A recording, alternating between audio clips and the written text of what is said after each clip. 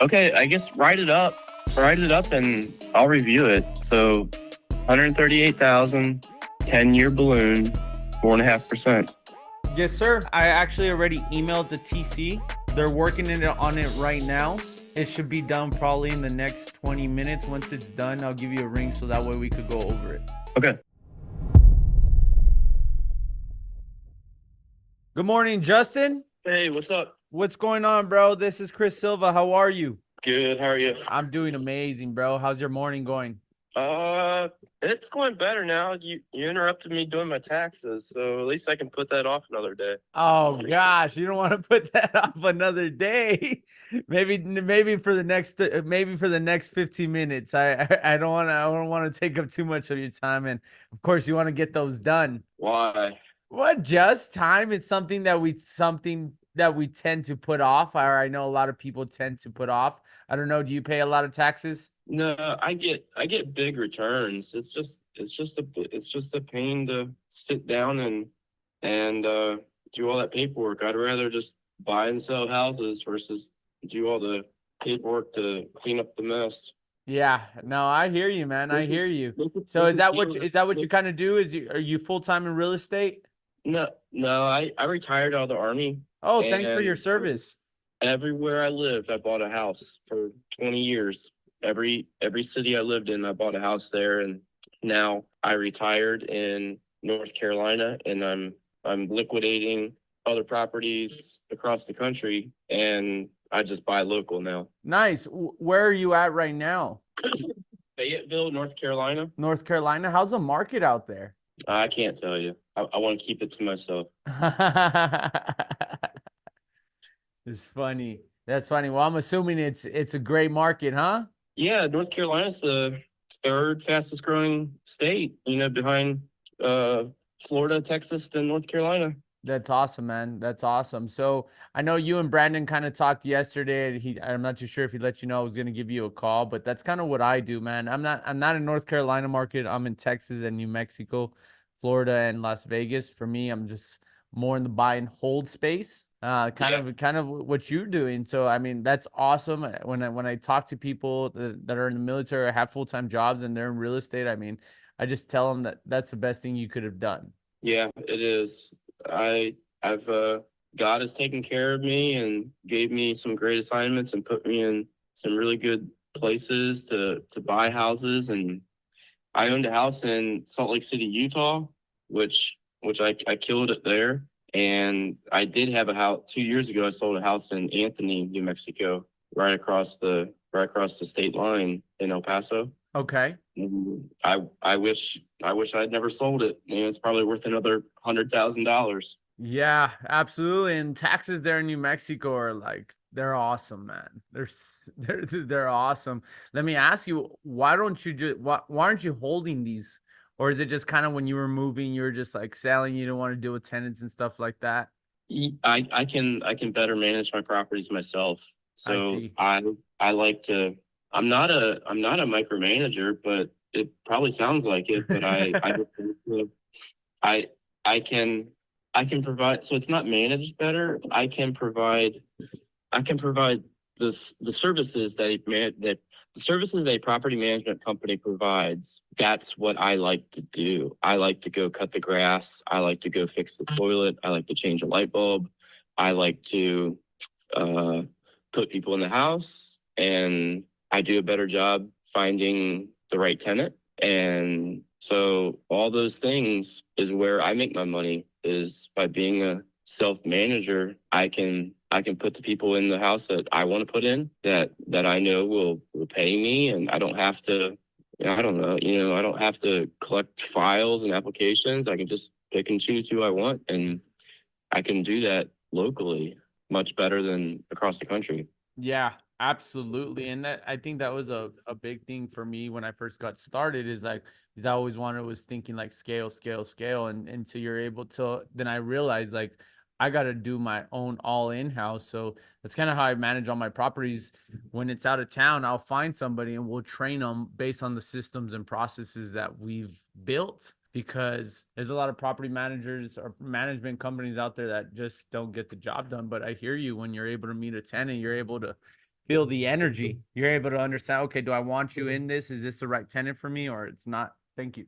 Yeah, so you just said the magic word scale, and I retired out of the Army as a major, which if you know anything about the military, I was an officer, but I did not succeed at being a higher ranking officer. I am not good at scaling. I'm 42. I know what I do, and I know what I do good and do bad. I don't like systems, and I don't know how to scale, and I don't need to scale. I'll let my kids do that someday, but I want to train my kids to go scale my business for me when they're of age. But I can't scale, and I can't let things go, because when you do scale, you have to, and you got to stop at some point. You got to stop scaling. Like if you just keep scaling and scaling, all you do is you're just working. You just like you gotta collect the dividends. And like when you're growing your business, yeah, like all these gurus I watch on TV,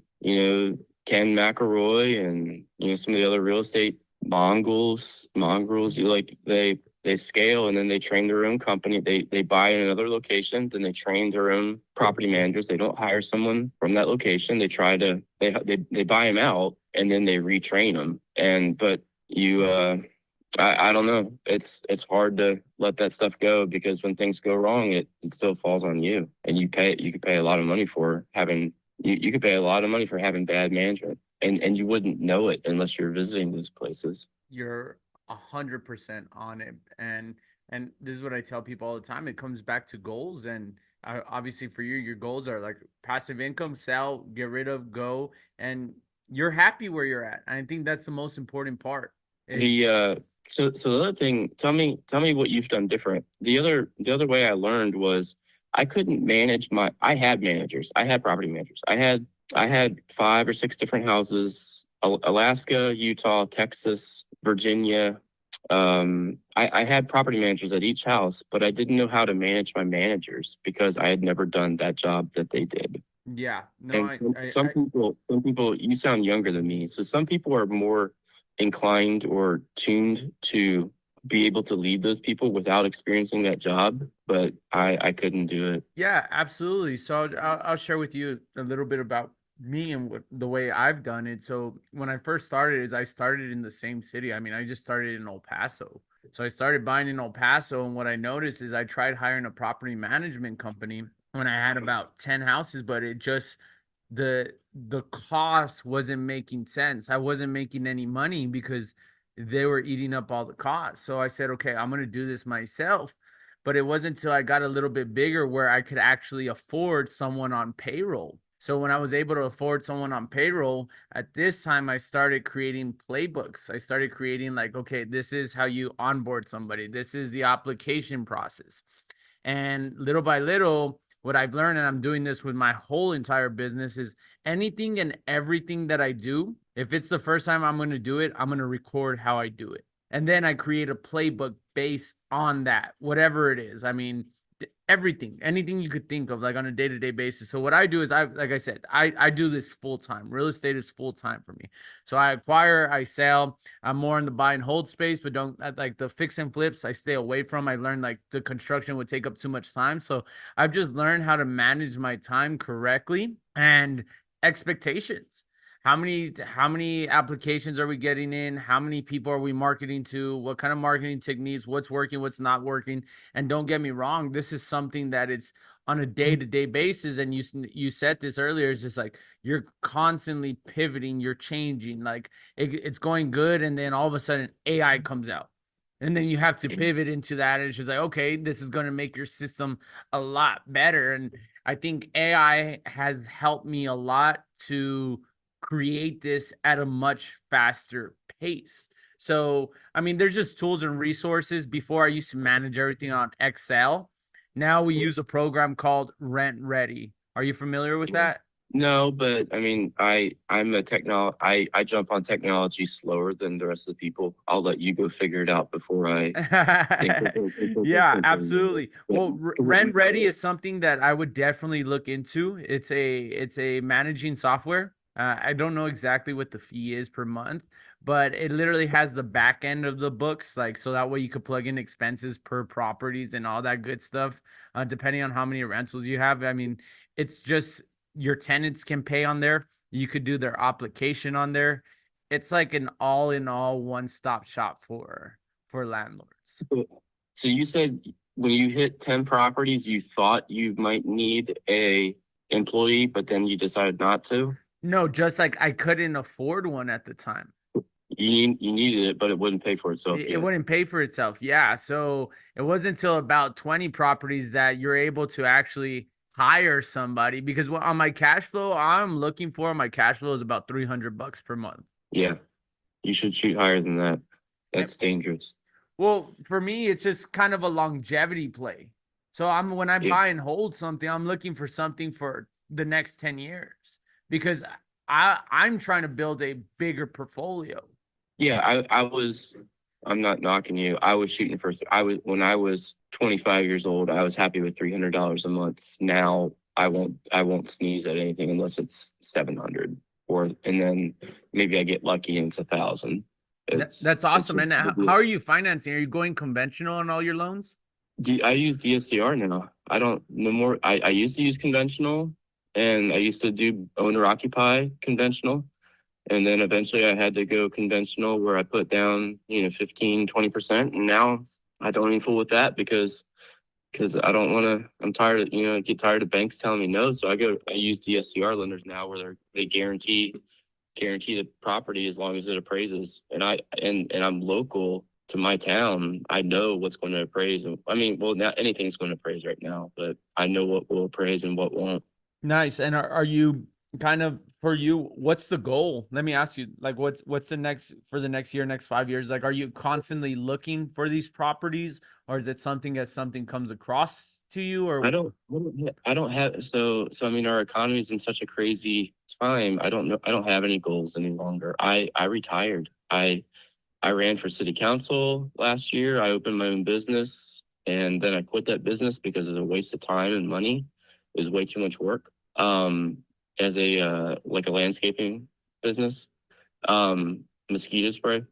But I don't have any new goals anymore. Like my one goal. So I have here locally, I have 10 single family houses, and let's just arbitrarily say it brings in $5,000. Okay. What's one more house? Like, what is, like, you just told me I need 20 houses. So I'm at 10 and I buy 11. Now I make 5,500 a month. I don't need 5,500. Like 5,000 was enough. So I don't have a goal because one, I don't want to, I'm scared to scale, and I don't need, like, if 10 does it, what's 11? 11 doesn't change my life. yeah. So my first point is, like, I'm not inclined to sell my house in El Paso because what that does is it causes me to do more work here in my hometown because I don't know what to do. What's, what do you buy? Maybe buy some T-bills. There's nothing to buy right now. That's funny. So the house here in El Paso, what is that cash flowing you? nah, $300. Okay. And what kind of loan do you have on that one? 30-year fixed at 4.25. Okay, so I mean, it's good, but how do you manage that one though? Do you have someone here, boots on the ground out here, or? No, I manage it very, very poorly. So yeah, it's I mean, I got some good people in there that pay me every month, but the rent is $500 below the market. Oh wow. And I can't talk them up. So that's why your dude that called me yesterday, that's why I would sell it, is because I'm not going to talk them up $500 and then evict them and put people on the street, and they had an opportunity to sell it already, and we couldn't come to terms on buying it, so it's sell it to somebody else. And I've sold to people out of state. My house in Utah, I told your guy I've sold to people that cold called me, so I'm not opposed to make a deal with someone I've never met before across the country. Some of you are legit, especially if you're a buyer in El Paso that wants to buy and hold, this is a great house to buy and hold. I've had it since 2009. That's 14 years I've had the house. 14 years of cheap maintenance, and I used to live in it. I've lived in it, and I did a lot of repairs before I left to make sure that the house would be maintenance free. I installed the water heater, the AC. I redid the bathrooms, upgraded bathrooms. I did not do. He's literally telling me everything I need to know on his own. In there from 1950, Youngstown steel, American steel. So they're vintage. Nice. And it doesn't give any value. It's kind of cool if you see them, but they're stainless steel, and they tile floor, slab built on a slab foundation. It's like it's easy to do maintenance on the property from long distance because nothing's going to go wrong with it. Yeah, absolutely. And how long have you had these tenants for? Have they been in there a while? Or? We have 5 years probably. Okay, so I mean they're kind of set in there, so that's good. Even more than that, more than 5 years. I left 5 years ago. Probably 6 or 7. I see you had it listed in 2019. Was that before them or? I guess that was for them. So 4 years. I guess that's when they moved. They moved in. Call him out on his bullshit. Yeah, 2019. Okay, cool. So yeah, it doesn't matter. So yeah, so a little bit about me and the way we buy deals is like, I know Brandon yesterday was kind of giving you a price range. When I buy deals, it's I got one more question for you. Yes, sir. So your first employee, who was your first employee, and what did you have them do? Acquisitions. My first employee was an acquisitions specialist. So basically they were calling and trying to lock up more deals. So the idea was more volume. And then from acquisitions, the next one was a transaction coordinator. I needed to figure a way how to buy back more time so I can do what I enjoy doing and what I'm good at doing. And that's talking to people and educating people. So from the acquisitions, it was acquisitions, transaction coordinator, and then more acquisitions. And then I noticed I started getting a lot of properties. We're doing the construction side as well too. So we're doing fix and flips. But one thing that I noticed on the fix and flips is it was just taking too much time. Managing construction workers, was the worst. So I kind of pulled out away from that. And what I did was we started getting dispositions people. So anytime that I would buy distressed property, I would just turn around and sell it. And I'm talking like beat up. And I knew it was a good deal. So now I have a maintenance team where it's probably about 4 guys strong. They'll do like construction, but not like a full remodel type deal. Like those are the houses that I try to stay away from now. Yeah. My next plan, I was thinking about buying brand new builds. I thought about just buy and hold new construction. Yeah, maybe go back to conventional financing because it's not as much of a rush to acquire everything all at once, and just go conventional financing with lower money down and buy new construction and sit on it. And see, that's the thing about real estate is there's so many ways to do it, and it's just getting a niche and finding that niche and focusing on that. So like my niche is creative finance.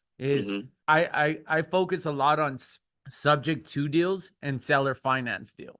Now the reason why is on the subject to deals is, especially here in El Paso, there's a lot of military families that buy a house and they have to leave for whatever reasons. They can't put this house on the market because there's no equity. So, or when they do put it on the market, they typically need to pay to sell their house. And I am totally against a seller paying to sell their house.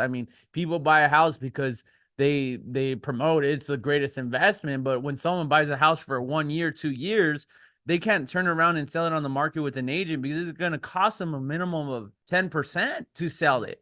So this is where I'm coming in, and basically I'm subject to the mortgage. I'm giving them a little bit of money in their pocket, and we're creating that win-win situation. And I'm picking up houses at 2, 3, 4% interest rate. Oh, okay. Yeah. So and then so when you go new build, like it, and again, there's just so many ways to make money. And what I tell a lot of people is this game, it's a monopoly game. You don't want to play it alone. I mean, you can play it alone, but if you want to, and again, it all goes back to goals. If you want to grow, then you want to work with other like-minded individuals, like people that are actually out there doing deals. So like my niche is creative finance, sellers that want too much for their house. We'll sell or finance it. Okay, I'll give you the price you want if you give me the terms I need. Yeah. So it's like, how do we create these win-win situations? In your situation, if you're retired, is and you have time, what I would do is just look for these opportunities of people that are selling motivated off market properties, someone that needs to Yeah. sell, that can either sell their house on the market or some, I mean, just any deal. And that's why for me, it's like I was literally telling my team this morning, it's like I can buy any deal as long as it makes sense. And if it makes sense, it makes dollars, because it goes back to the structure. How are you structuring this deal? And this is something that, again, we're not taught this. Yeah, I agree. It is something I considered because I've done the financing play for 20 years. I was buying, high leverage deals. Low, I was moving into houses and low money down, zero money down, and then I hold on to those interest rates, 3%, 4%, 5%, for I bought my first house at 22 and I still own it. I'm holding these things for a long time. So yeah, so I'm interested in seller. So me and your dude yesterday, I'm interested in seller financing this property. He mentioned, he said like 260 sales price, and I think I can seller finance it if you find the right buyer to, or hold. Yeah, it's not kind of wholesaling it. It's seller finance or whatever. If you find buyers. Basically what we would call this deal is a hybrid deal. So the way this would work is basically is I would take over your current note, and then the number that we come up with on the difference, I would seller finance to you. Now, you're not responsible for taxes, you're not responsible for insurance, you're not responsible for maintenance, tenants, any of that. Now, basically, you're becoming my bank. So ideally, I'm going to be paying you. Now, I live here in El Paso, so I know this property is easy for me to manage. So where I'm coming in is I'm going to make my money on the cash flow, obviously, just based on the numbers that they need to make sense. But going back on, let me ask you, how much do you owe on this property? 82. 82. Okay. And what's the PITI on this? 936. Give me a second. I'm going to write this down. So 936, and then you owe 82. Yeah. So cool. And then right here on the notes on the file, I have that you guys were talking somewhere in the price about 220. I think that's what I could sell it for. Your guy, don't get mad at him. He offered me 250, 260 for seller financing.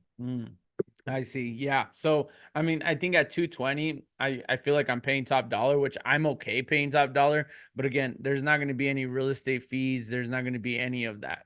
There's not going to be no commissions or stuff like that. So if I were at 220, give me 1 second. Let me pull up a calculator. So we would be in the ballpark of about $138,000 net to you on seller finance. Oh, wow. And then, but then the loan stays in my name. Correct. You're going to give me 138,000. The loan stays in my name. And then it's 138,000 seller financed. So the way it would work is I would take over the current note. We would amortize that $138,000 on a 30-year note. However, once I refinance this property, that's when you get paid out completely. Now, obviously, you're in the real estate space, so I want to refinance as soon as possible because that money's tax-free. But I can't refinance ASAP because I know I'm paying top dollar for this property. However, once there's equity built up into this property, let's say within the next 5-7 years, then that's when I'm going to refinance because now there's equity and I'm able to use that money tax-free. So when I refinance, you get paid out completely whatever's owed on that 138. Your note gets paid out, and then I keep whatever's on top. and I go buy more real estate. So what are we, so I'm financing to you 138. Correct. So what's that, like $1,000 a month? More like $400 a month. I don't need that. I don't need $400. That's more than you're cash flowing right now. Hmm. So again, you have to see that I still need to, where I'm going to make my money is on the cash flow. So if I'm paying $400 a month and the payments, what was it? You said say $1,000. I'm almost, and it's being rented out for $1,500. I mean, ideally you're going to be cash flowing more. You're not going to worry about the headache. I'm responsible for that. And you're getting top dollar. So who gets the tax write-offs? Well, you're no longer the owner, so I'm getting those. Mm. However, you're not paying gains on this because you're not making money up front. How about you just find me a customer to sell or finance it to for a fee? Well, like a realtor. I'm interested in buying. Yeah, but I don't need, not for $400. I'm selling it to you for $400 a month. I mean, if you want to buy it out, how much money would make sense to you per month? That 1,000. you would say, Chris, let's do this deal. $1,000 a month. $1,000 a month. So watch, check this out. At $1,000 a month plus $925, that puts me at almost $2,000 payment. But that's what the rent is for the market. So where do I make my money? I don't know. I've never done your deal. Like where you make your money is you're buying and hold. You got your you're on title, so you got your tax write-offs, and you acquired a property. Let me ask you this: what if I were to come in with a down payment? Sir, listen. This is where you make your money. You got an interest rate that no longer exists at 4.25%. That's where you made your money. You just locked in the interest rate at 4.25%, and no one offers those anymore, and they'll never exist again. You're absolutely correct. And this is why I buy deals exactly like this, because of the rates. I'm buying the terms. That's basically what I'm buying. But at $1,000, there's no cash flow for me. So based on that, we're not that far off. I'm at 400, you're at 1,000. And I just want you to understand this, because I mean, it's easier for you to understand because you're an investor as well too. You're buying properties, but you're no longer responsible for this. You're not dealing with the maintenance. You're not dealing with all that. I told you, I only want to make $300 a month. If I could rent it for $2,000, let's see, maybe I could give you $600 a month. I think I was upfront about what I need. I told you what I shoot for before I even knew what you were going to offer me. I told you I shoot for at least 700. But my priorities, I don't need. And I also told you that I don't need I don't need $500. I need I need 100 G's in the bank. I need 200 G's in the bank. I don't need cash. I'm not trying to get more cash flow. I already made it. I already got out of the rat race. I don't need to increase my cash flow to $300. I need to sell my properties. I want to sell it and buy somewhere else. I don't need $400. So, I mean, you buy it outright from me and buy and hold. You know, I don't think to me, I will sell or finance if I stay on title. If that loan stays in my name, I will sell or finance it. And you can find a person for a fee, or you can buy it outright and buy and hold. But your guy offered me 160 for it, and it's not that. If I'm doing all this stuff and giving you a great rate, you got to increase the sales price like to 260, not 220. So you want me to increase this price to 260, overpay for the property, and then you still want me to pay $1,000 every single month? But see, this is what I'm not understanding. It's like, I understand you're trying to get the money, but if the money in the bank is not doing anything. Now, okay, if I go up to 260, I'm gonna need a better term. And because now I know I'm overpaying for this property, which again, I'm okay overpaying a little bit, but if it makes, I'm going to want to be at the $400 because now I'm at $1,400, where if you're saying I'm able to rent it for $2,000, that's where it makes sense. Yeah. I don't know what calculators you're using, but I don't know what I'm giving you a great term at 4.25. What are you going to give me for that? I will give you the price you want for the property, but I don't get that money until you refinance it. You're not giving it to me right now. Exactly. I don't get it. and you're not going to pay the gains on it neither. What do you mean? Your capital gains on that because you're not cashing out the money. I'm not paying it right now. Okay. I mean, yeah, I don't need the money right now. I don't, I mean, what are the terms that I'm giving? Is there any time that what's the guarantee?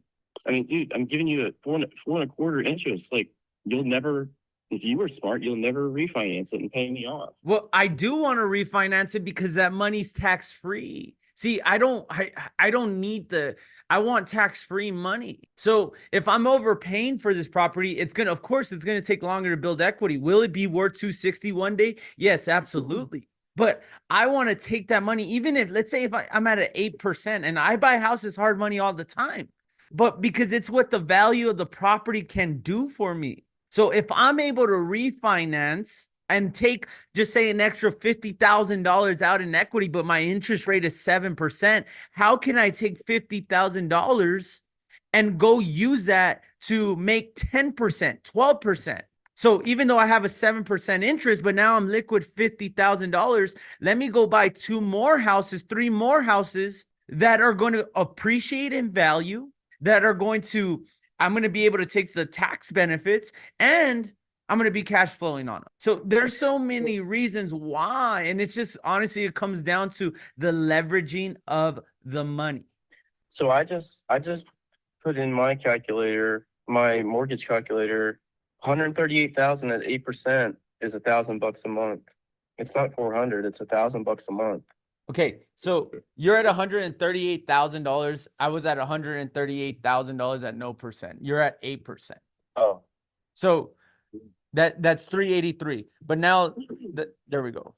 So I just don't know why I would do that. So let's go up on the price. Let's go up on the price. Let's go up to the 260 minus the, what was it? 82,000 that you owe, right? 82. So we're at 170. You're trying to convince me to loan you 138,000 at 0% interest. That's not. No, I don't want to convince you. I want to work a deal with you.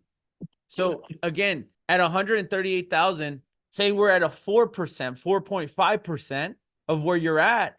That's a $700. That's a $700 payment. $700 plus, what were we at? $950, 1,000. So I'm at $1,700. That's the $300 I'm talking about right there. So if I'm at $1,700, I'll do 138 at 4.5%. For 30 years. For 30 years. And to make it better for you, because I know eventually you're going to want the money, I'll put a balloon on it. I'll put a 10-year balloon. Can I refinance sooner? Yes, I can. I just don't want to cut myself short because I know I'm paying top dollar for this property, but I'll put a 10-year balloon on this to make you feel comfortable, to know that I have to refinance in that time. And if I don't, everything that I've paid you, you keep. The equity that I've built, you keep. Okay. 138,000, 4.5% interest, 10-year balloon. That's it right there. Is there any down payment? No down payment. Start paying them. So then, like, how does the transaction actually take place? So it's all going to go through a title company still. Everything goes through a title company. What I'm doing right now is I'm going to draft up the contract. I'm going to have the transaction coordinator draft up the contract. We'll go through the contract together. Ideally, we turn this into title. We'll close probably at Texas Title. Texas Title will draft up everything. They'll give me title commitment. They'll have their attorney, title company will draft up all the docs. Their attorneys will draft up all the documents. Once we're ready to close, they'll send them to you. You get a mobile notary. You sign. I sign. And basically, we could probably close within the next 14 business days. And then, but then after that, I continue to pay the loan. No. So everything goes through an escrow company. So the title company will get all that information for you. I will be making payments to the escrow company. Escrow company will be making payments to the bank. Escrow company will be making payments to you every single month. And they'll hold on. They're the ones that manage the money, basically. They're a third-party servicing company. Okay. I'll do this deal as long as I stay on title. you get a second lien, or like, because like the ball, like all the risk is still on me now, and the safety is on you, because you're on title and I financed all this money to you, and it's still, I got nothing for it. And so it's like, I got nothing. You could just take the house. I get that. It's your house. I get this question asked all the time. So the way you're protected is you're carrying a deed of trust against the property. That's your protection. If I don't make payments to you, you're able to foreclose on me. So you're my bank. Okay, so I have the deed, but you have the title? No. So the way it works is there's two things to a property. There's a note and there's a deed. Deed reflects ownership, note reflects debt. So basically the title gets transferred. Deed and title are the same thing. The deed gets transferred, but you're carrying a note against the property. That note basically is stipulating all our terms. That's in there, the 10-year balloon and all that good stuff. So now based on that is, if that doesn't get performed on, you're able to foreclose. And this is the best part about real estate. Right now, what you're doing, and this is when we were talking earlier and you were kind of talking about rentals and stuff, is there's a next level to the rental game. Now you're carrying paper. Right. I just think I should be doing the opposite. I should be doing what you're doing. And so, well, once we do this deal, I'm going to, for me, Robert, like, I want to make it clear. I'm not here just for this deal. I want to build a relationship with you. I want to help you. If the North Carolina market is booming, I want to do deals out there. I want to provide the most value to you as much as possible. I want to build this relationship. For me, I teach people how to do this every day, all day. So if I'm able to do deals with you in the future, that's what's more important to me than this one transaction. Okay, I guess write it up and I'll review it. So 138,000, 10-year balloon, 4.5%. Yes, sir. I actually already emailed the TC. They're working on it right now. It should be done probably in the next 20 minutes. Once it's done, I'll give you a ring so that way we could go over it. Okay. My man, we'll talk soon. Have an amazing morning. All right. Bye-bye. Another one. Let's go, baby.